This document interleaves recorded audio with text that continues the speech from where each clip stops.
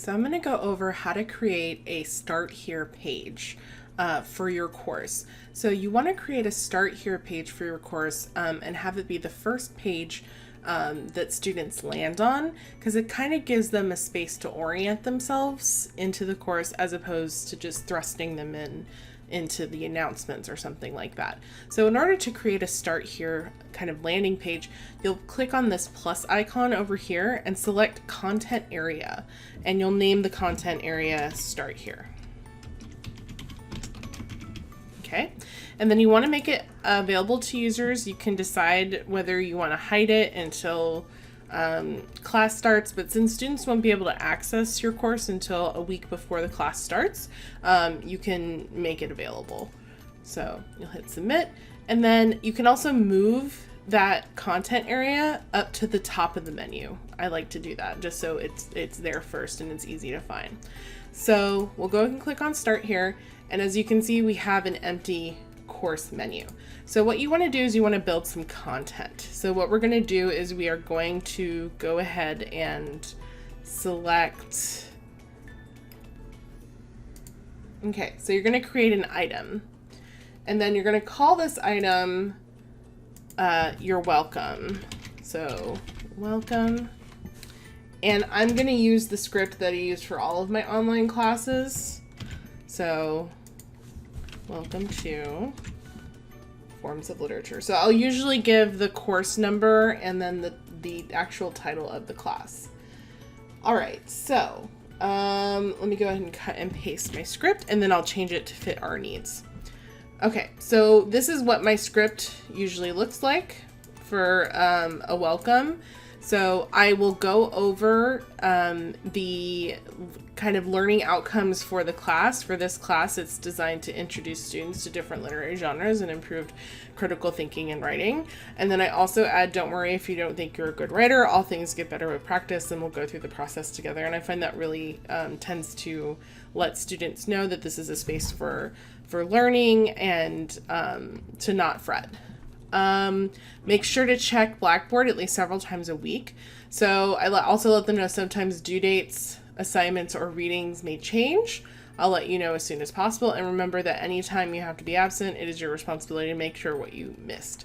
Always feel free to email me any questions you have. And then I'm looking forward to a great semester. Start by reading the syllabus and sending me any questions you have. So you can fill this in with your own information, and I'll make sure that these scripts are available to you in our course files. And then you'll hit submit. As you can see here, it says welcome to English 2341, and you can always go and change this by clicking on the gray circle and hitting edit. So the next section you want to create is how to find, and you'll select build content and create an item. And so we'll call that how to find. And then what you want to do is I'm going to dump my draft, my script into here. And what I like to do is I like to bold the first statement of each sentence, just because it makes it easier for the student to scan. All right, so discussion board, assignments, grade scales, my grade, contact information, and then what textbook I need. All right, so let's go through this. So letting them know they can click on the syllabus link to the left to see the syllabus, letting them know that they can click on syllabus to see the calendar with the due dates, where to start reading this orientation and then going to the syllabus, where to get updates, so letting them know that they can access those in announcements, and then lessons, assignments, discussions, clicking on the lesson links, so that's where all that's going to be located. Assignments will be located in their lessons. Discussion board links are located in their lessons. Yeah, you don't necessarily want to give students access to a link to all assignments and a link to all discussions, because it tends to just confuse them. So making sure everything is in lessons means that you can kind of control what they get to see. Grade scales is going to be in the syllabus. My grade is that they can click that to see their grade. And then my contact information, or your contact information, will go here. So it can be found on the syllabus, and you can also give them your email to contact you. And then also what textbook they need. So if you don't have a textbook, just put here like all material will be provided in the course, and make sure you do provide that material. But if there is a textbook, you can put the URL right here and the book information. After that, you'll go ahead and hit submit. And the last part of the start here is you want to create an item to list out the communication expectations and netiquette.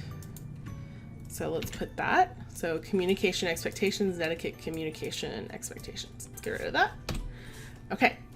So this is the script that I use every semester, and I don't really change it, but we can go through it.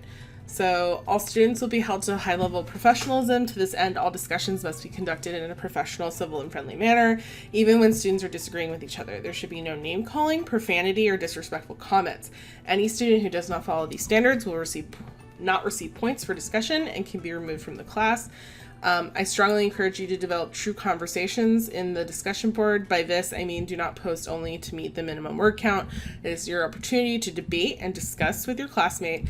It is also an opportunity to ask each other questions. I will be monitoring discussions that expect more participation than simply trying to meet your word count obligation. All right, and so submit. And so that kind of rounds it out and gives you this nice kind of landing pad for your students. That way they can then start to navigate the course.